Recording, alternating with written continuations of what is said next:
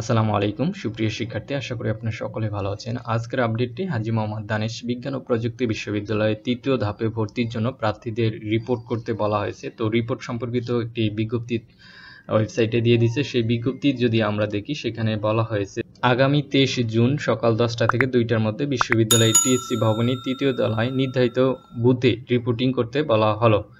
তো উল্লিখিত সময়ের পর আর কোনো রিপোর্টিং নেওয়া হবে না। রিপোর্টিংকৃতদের মধ্য থেকে ফাঁকা আসনসমূহের মেধা ও পছন্দক্রম অনুযায়ী বিষয় বরাদ্দ করা হবে।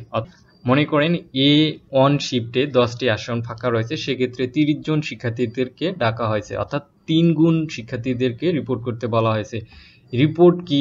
এখন প্রশ্ন করতে পারেন যে রিপোর্ট কি, রিপোর্ট কারা করতে পারবে? তো অনেকের প্রশ্ন করতে পারে যে ভাই রিপোর্টিং কি? রিপোর্টিং সাধারণত হচ্ছে বলা হয়ে থাকে যখন কোনো আসন ফাঁকা থাকে, সেই আসন ফাঁকা থাকার সাপেক্ষে 3 গুণ শিক্ষার্থীদেরকে ডাকা হয়। সেই রিপোর্টকৃতদের মধ্য থেকে হচ্ছে তখন শূন্য আসন ফাঁকা সাপেক্ষে বিষয় বরাদ্দ করা হয়ে থাকে। এটি সাধারণত রিপোর্টিং বলা হয়ে থাকে। যত আসন ফাঁকা থাকে সেই আসনে 2 অথবা 3 গুণ শিক্ষার্থীদেরকে ডাকা হয়। তবে হাজী দানেশে 3 গুণ শিক্ষার্থীদের ডাকা হয়েছে।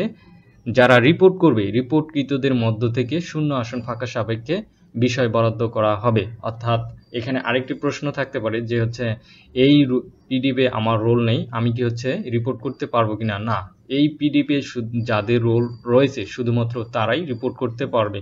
অর্থাৎ 3 গুণ শিক্ষার্থীদের রিপোর্ট করতে বলা হয়েছে। তো শূন্য আসন ফাঁকা সাপেক্ষে তাদেরকে মেধা তালিকা অনুযায়ী হচ্ছে বিষয় বরাদ্দ করা। তো এইখানে কিন্তু স্পষ্টভাবে বলা রয়েছে রিপোর্টকৃতদের মধ্য থেকে ফাঁকা আসন ও সমূহের মেধা পছন্দক্রম অনুযায়ী ভর্তির জন্য বিষয় বরাদ্দ করা হবে। অর্থাৎ এক কথায় যারা রিপোর্ট করবে তাদের মধ্য থেকেই হচ্ছে শূন্য আসন ফাঁকা সাপেক্ষে বিষয় বরাদ্দ করা হবে। এর আগে যারা হচ্ছে যে কোটার যাচাই বাছাই করা পূর্বেই করা হয়েছে, বিধায় হচ্ছে যারা কোটায় রয়েছে তাদের রিপোর্ট করতে হবে না বা রিপোর্ট করার প্রয়োজন নেই। তো এখান থেকে শিফট অনুযায়ী হচ্ছে অ্যাডমিশন রোলটি দেওয়া রয়েছে। যাদের রোল এখানে রয়েছে শুধুমাত্র তারাই কিন্তু রিপোর্ট করতে পারবে। তো এখানে শূন্য আসন ফাঁকা সাপেক্ষের কিন্তু 3 গুণ শিক্ষার্থীদেরকে ডাকা হয়েছে। A1 A2 তারপর A3 B1 B2 B3 সবগুলো হচ্ছে ইউনিটের এখানে দেওয়া রয়েছে, আপনারা দেখে নেবেন। সি ইউনিটেরও রয়েছে।